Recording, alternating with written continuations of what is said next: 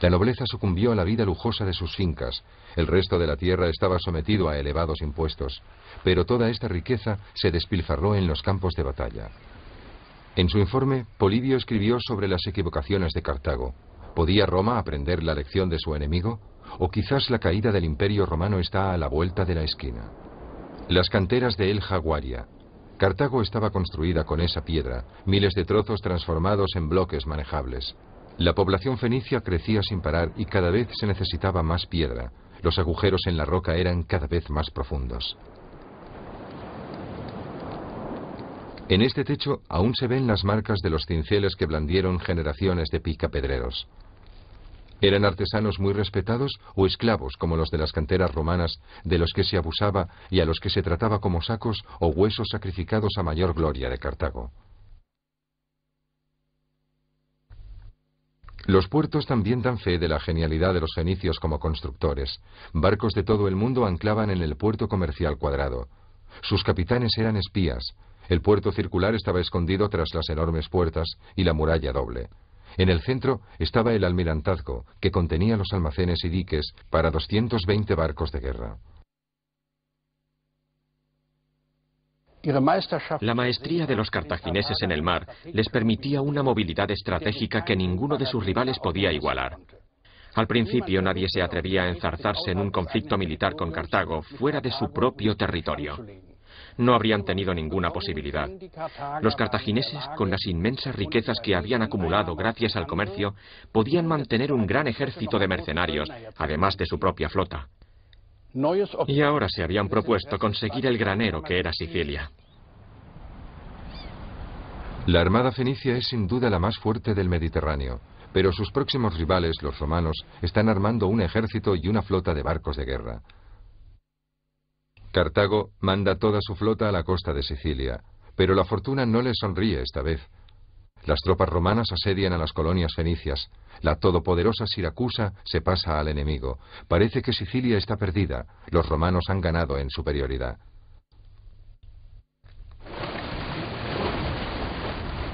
En el año 241 a.C., dos poderosas flotas se enfrentan ante la costa de Sicilia. 120 barcos con al menos 3.000 hombres acechan la costa. La tensión es insoportable. Después de años de prácticas, ha llegado el momento de que la tripulación demuestre su capacidad. Un paso en falso puede significar la derrota. Como siempre, los fenicios intentan maniobrar entre los barcos enemigos y atacarlos por detrás. Pero los romanos han construido unas tablas de abordaje y transforman el océano en un campo de batalla para la infantería. El triunfo es para Roma. Cartago se ve obligada a abandonar Sicilia y pierde toda su flota. 33 años después, Aníbal vuelve a declarar la guerra. Al principio los romanos no se lo toman en serio.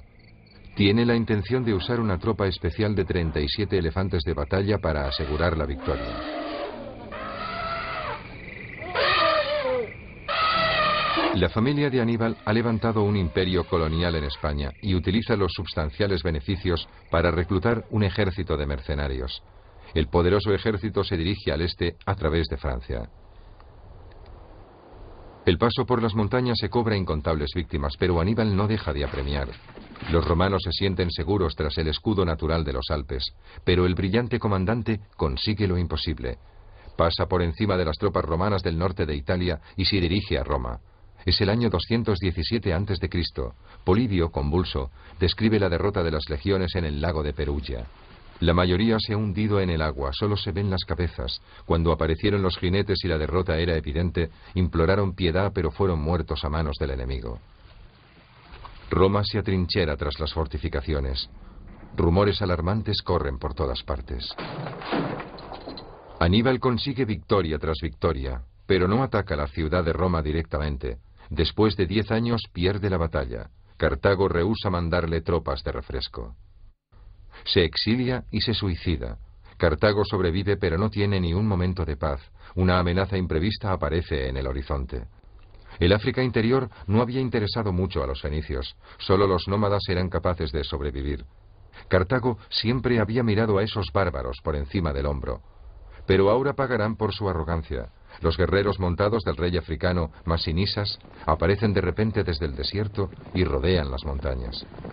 Consiguen tomar la ciudad al asalto, allanando el camino a las legiones romanas. Cartago no consigue defenderse del odio de los oprimidos pueblos del desierto. Cartago deja que los otros luchen por ella. La riqueza del imperio protegía a los ciudadanos normales del servicio militar y sus ejércitos estaban compuestos de mercenarios. Pero las arcas pueden vaciarse y los soldados extranjeros se convierten en amargos enemigos. Los mercenarios se rebelaron y eso aún debilitó más a la ciudad. Cartago tuvo que enfrentarse a Roma en 3 guerras a lo largo de 48 años. Perdió toda su flota en la primera guerra, las colonias europeas en la segunda y en la tercera dejó de existir. ¿Por qué Roma se alzó con la victoria? Cartago deliberó, Cartago persiguió sus propios intereses y a veces apostó peligrosamente. Por su parte, Roma tenía una meta. Un estado militar en el que cada ciudadano tenía un deber que cumplir. Aun cuando estaba amenazada por la derrota, Roma jamás se rindió, ni cedió.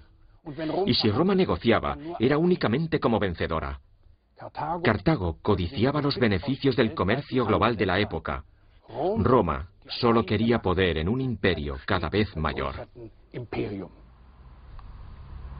Para Roma, este triunfo representa el comienzo de una nueva era. Los mandos militares ganaron en influencia, el poder de la asamblea pública cada vez era más restringido, y pronto un emperador semidios tomó el poder en el cada vez más poderoso imperio romano. Polibio no tuvo que mentir en su informe. Roma disfrutó de una victoria total. Para Cartago la derrota fue absoluta. Los otrora inexpugnables almacenes se desmoronaron. Después de la derrota, la región no era más que uno de los límites de otro imperio, y sus riquezas llenaron las despensas de Roma, el nuevo centro del universo. La confortable vida de la nobleza en sus fincas era cosa del pasado. La multitud de sacerdotisas ya no estaban en los templos de Tanit, ahora llenaban los burdeles de la ciudad portuaria de Ostia. Los romanos dejaron el contenido de las bibliotecas y los archivos de los cartagineses a los bárbaros. El cronista ve caer muchas cabezas, incluyendo las de los antiguos dioses orientales. El panteón de los dioses romanos todavía no las sustituyen, pero desaparecen rápidamente de la memoria de la gente. Tanit también cae en el olvido, la reemplaza la diosa romana Venus, su culto no requiere sacrificios sangrientos. Se destruyen los altares cartagineses y el ejército de ocupación gobierna con mano dura. Los dominios cartagineses pasan a ser la provincia romana de África. No es hasta años más tarde que Roma permite la construcción de nuevas ciudades sobre las ruinas. Los pocos mercenarios que quedaron volvieron a sus casas en tierras lejanas. Las caravanas de comerciantes, otrora cargadas de riquezas, eran cosa del pasado. Casi no quedan asentamientos fenicios poblados. Incluso la gente que fue perdonada por el enemigo se ha marchado. Poco a poco los nómadas ocupan las viviendas abandonadas, pero los más supersticiosos temen que estén malditas. El desierto avanza cada vez más, no ha quedado nadie para detenerlo. Las dunas de arena se tragan una gran civilización. Roma está en la cumbre y escribe la historia desde su punto de vista. Sus ciudadanos pagaron un alto precio. 50.000 murieron solo en la batalla de Caná. Cartago intentó engañar al destino con la sangre de sus niños, pero los dioses abandonaron a la ciudad y la sumieron en la derrota. En el año 146 a.C. termina la historia de los fenicios.